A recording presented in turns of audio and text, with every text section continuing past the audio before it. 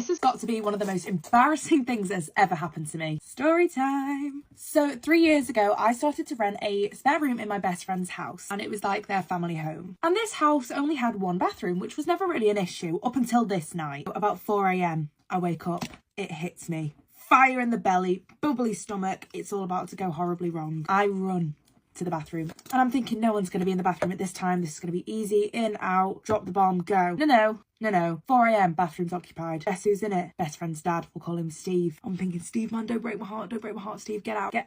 And I was not about to knock. There was no way I was knocking. The embarrassment would be too much. So I turn back. I think I'll just wait it out. I go back to my bedroom, sit on the edge of the bed. My legs are quivering. The pain is getting so bad. I went from legs shaking to now wanting to vomit. It was going one or the other. So that was when I looked out the window and just saw the back garden. So I got out to the back garden, but there's dogs out there and I was so scared that I was going to go out, pants down, doing my business. The dogs were going to start barking and then someone was going to come out to the garden to see what was going on and just see me like in a compromised position. And then I thought, well, I'll have to go to the front of the house. It was dark and scary out there in like their front garden, but they had a porch. They had a porch swing. And I was like, that's my location. X marks the spot. I practically ran at the porch swing, pulling my trousers down as I went. Now listen, when I say I've never felt as much relief as I did in that moment, I mean it. It was like I could see in HD again. There would be no worries in my life ever again. So I'd taken some paper towels with me. I sorted myself out and I was like, I'll water it down in the morning because I didn't want to turn the water on and then again make some noise and someone come out seeing me flushing. So the next morning rolls around. Let's play a game of guess what I forgot to do. So the next morning I go to work without a care in the world. And then at about 2 o'clock in the afternoon, whilst I was on my lunch break, it hit me. And I couldn't stop thinking about it all day.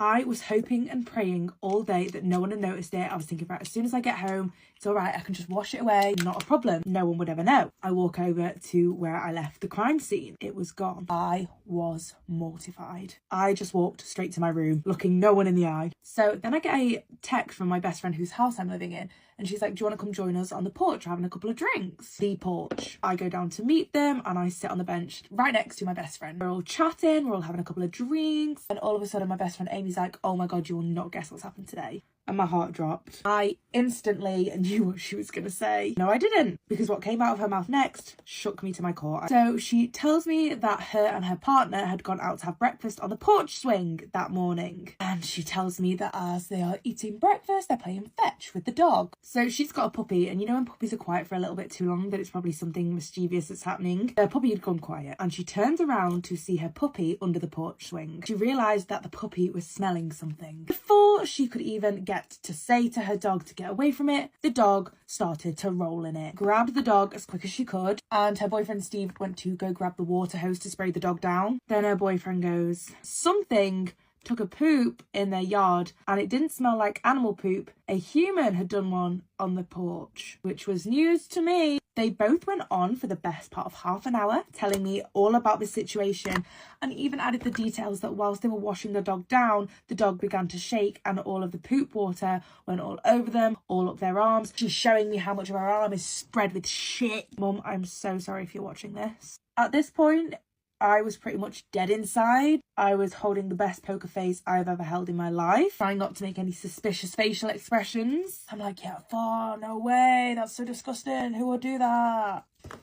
And I'm sat there like, it's me, I'm the animal. It has been years since this happened, and I'm not gonna lie, it kind of feels good to get it off my chest.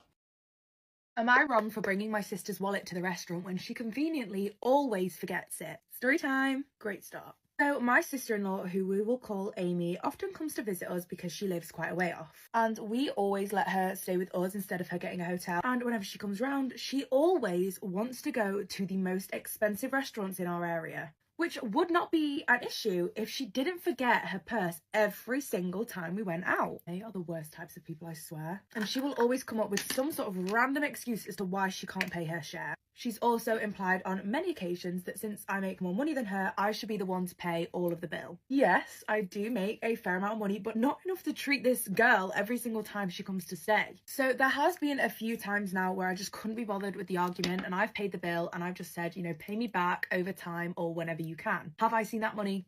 No. So last night we went out for a meal and she booked it. She made a reservation at, again, this super expensive restaurant. And I made it very clear before we left that I would not be paying the bill this time. So this is where I might be the arsehole. I put her purse straight into my handbag and we headed off to the restaurant. Once we were done eating, I took the liberty of asking for separate bills, so hers would be on a specific bill. And at this point, Amy starts panicking. She's like, what are you talking about? We just need one bill. Whoa. Right. She's like, no, we need one bill. I'm really sorry. I forgot my purse. And it was at that moment that I reached into my bag and I was like, oh, you mean this purse?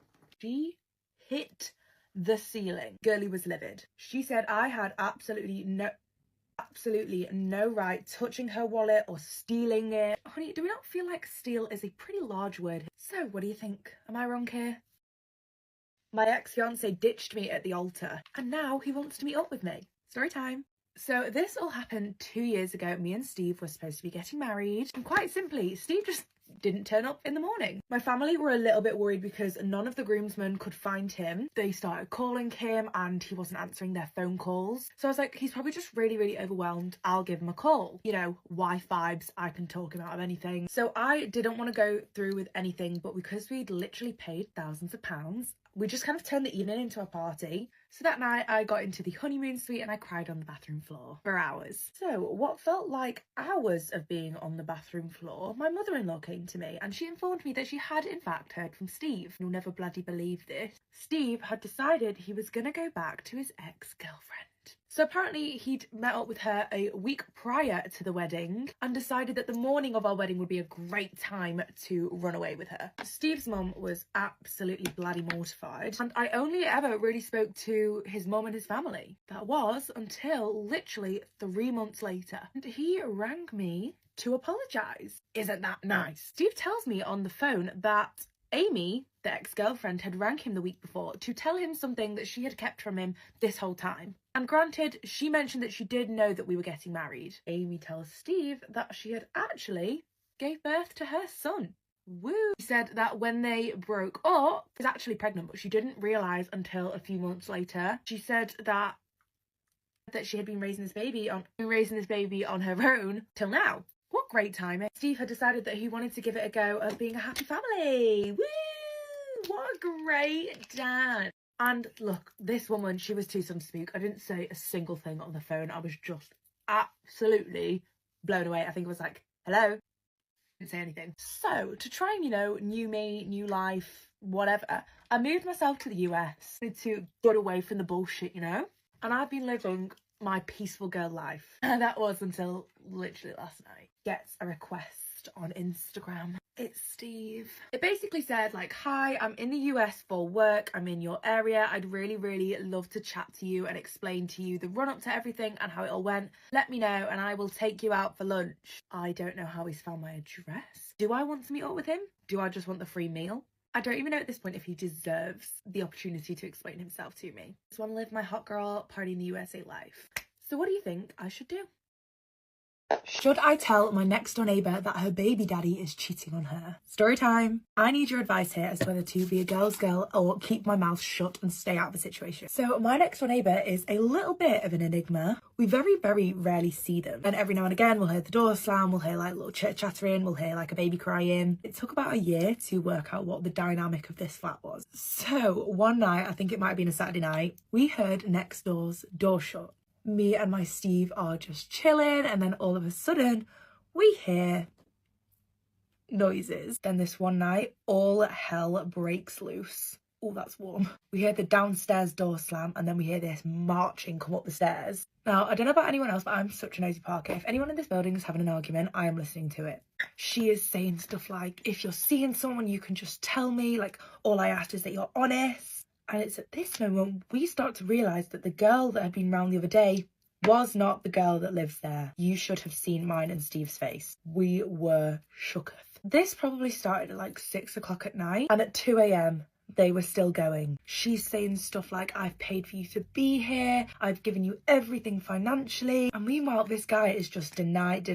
He is saying nothing. Meanwhile, I'm sat here like, he was seeing someone the other night. It was making my blood boil, to be fair. I was like, just tell the truth, man, just tell the truth. So this happened, I'm talking weeks ago now, and from what I can tell, she pays for literally everything. She does the rent, she does the car, she does the food, she does everything. So this guy is literally living rent-free, sponging off this girl, and I'm pretty sure that they aren't together, but they do have a child together. She's giving this guy a life, and he is taking girls back. Listen, if she's providing him with such a lovely flat and lovely life, then I feel like she kind of deserves to have some sort of idea of what he's doing. Again, if they're not together, technically they're both single. Literally everything in me wants to tell this girl what he is up to, but I also don't know if I'm just getting involved and putting my nose in where it's not necessary. This blusher from Charlotte Tilbury.